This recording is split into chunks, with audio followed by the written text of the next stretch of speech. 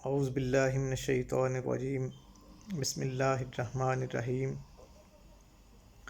الصلاۃ والسلام علیک یا سیدی یا رسول اللہ وعلی آلک و اصحابک یا سیدی یا حبیب اللہ۔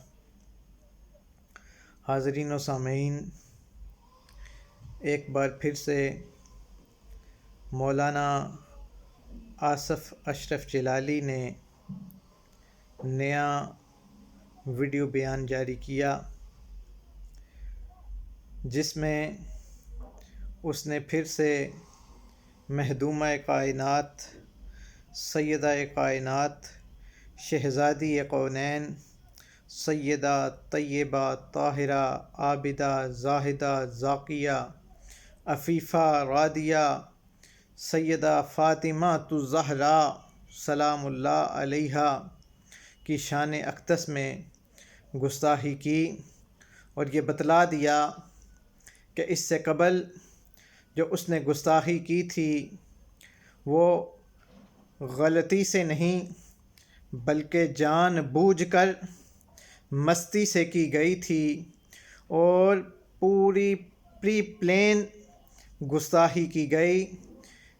اس کے پیچھے ایک بہت بڑا پروگرام پہلے سے ترتیب دیا گیا تھا۔ تو عزیزان گرامی قدر، حاضرین و سامعین، ابھی پھر سے جو اس نے گستاخی کی، اس کا ذمہ دار میں ان علماء کو سمجھتا ہوں کہ جنہوں نے اس بدبخت کو، اس لائن کے لیے، اس بدبخت کے لیے نرم لہجہ اختیار کیا اور کہا کہ آپ رجوع فرما لیں۔ حاضرین و سامعین، میں پہلے بھی یہ بات بتا چکا ہوں کہ یہ مسئلہ رجوع کا مسئلہ نہیں، یہ مسئلہ ہرگز رجوع کا مسئلہ نہیں ہے۔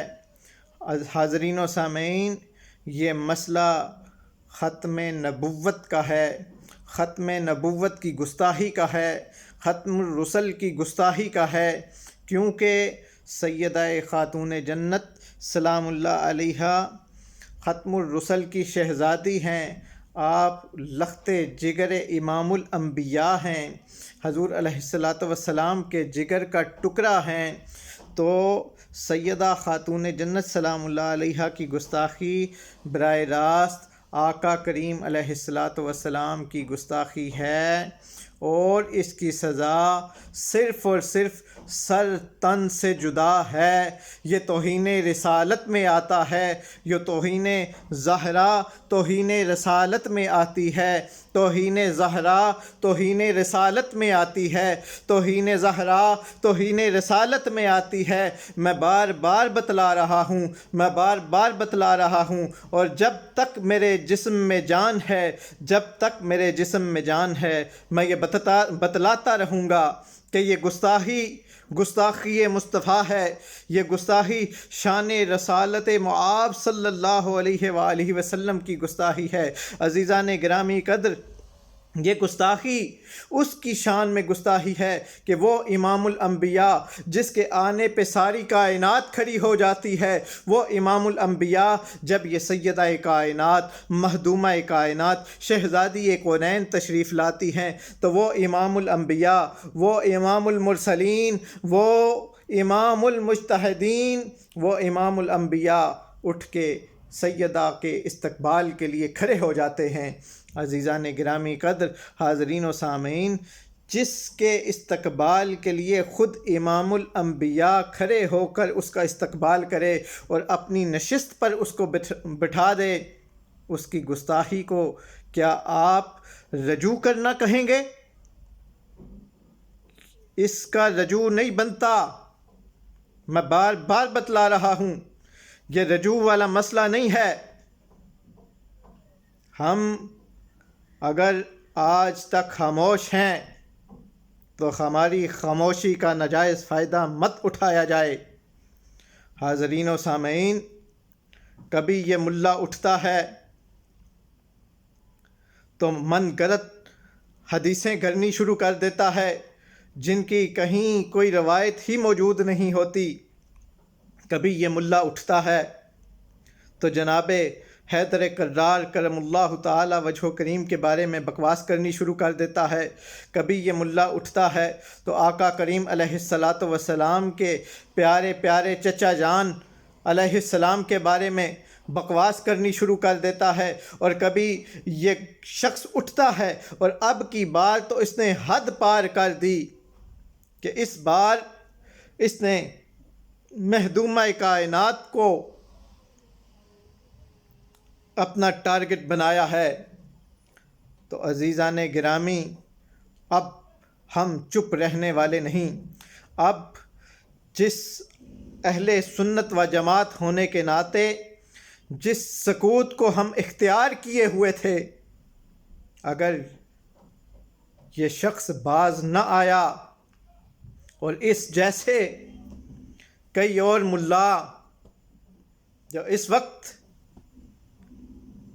کبھی یزید کا دفاع کرتے ہوئے نظر آتے ہیں، کبھی یزید کی اماں کا دفاع کرتے ہوئے نظر آتے ہیں، کبھی یزید کے ابا کا دفاع کرتے ہوئے نظر آتے ہیں، کبھی یزید کے دادے کا دفاع کرتے ہوئے نظر آتے ہیں، کبھی یزید کی دادی کا دفاع کرتے ہوئے نظر آتے ہیں۔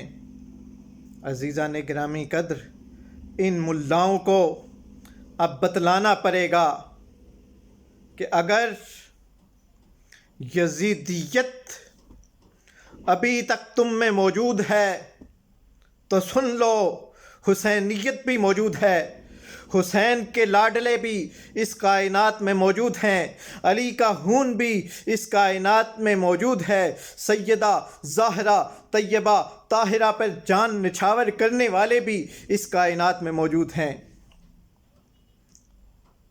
حاضرین و سامعین، اب خاموش رہنے کا وقت نہیں۔ میری تمام آستانوں سے، آستانوں میں بسنے والے گدی نشینوں سے، درگاہوں میں بسنے والے مجاوروں سے، اور خصوصاً بالخصوص سادات کرام سے استدعا گزار ہوں، ہاتھ جوڑ کر درخواست کرتا ہوں کہ خدا را اب تو ہوش کے ناخن لو، خدا را اب تو میدان میں اترو، خدا را اب تو اس گستاخی کو رجوع کی طرف مت پھیرو، خدا را اس گستاخی کو ختم الرسل کی گستاخی سمجھو، اس گستاخی کو امام الانبیاء کی گستاخی سمجھو، اس گستاخی کو امام الخاتمین کی گستاخی سمجھو، اس گستاخی کو خاتم النبیین کی گستاخی سمجھو، اور گھروں سے نکل کر، آستانوں سے نکل کر حکومت وقت کو بتلا دو کہ اگر فی الفور حکومت وقت نے اس لائن کے خلاف، اس یزید کے خلاف، اس ابن یزید کے خلاف کارروائی نہ کی تو پھر یقیناً ہمیں مجبوراً کوئی قدم اٹھانا پڑے گا۔ اور میں حکومت وقت سے پھر مطالبہ کرتا ہوں کہ خدا را ابھی وقت ہے، اس شخص کو، اس یزیدی کتے کو لگام دو۔ اگر ہم نے لگام دی تو پھر بعد میں ہمیں گلہ مت کرنا، کیونکہ